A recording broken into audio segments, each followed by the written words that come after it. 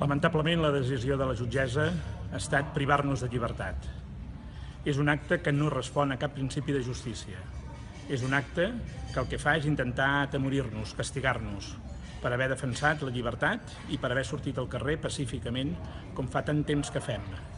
Per això us vull demanar de manera molt sincera que qualsevol resposta que fem els propers dies i sobretot les que haurem de continuar fent en aquesta mobilització permanent que ens ha de portar fins a la proclamació de la República, la fem sempre amb aquesta actitud que ens ha fet tan forts, d'unitat, de civisme, de confiança en nosaltres mateixos.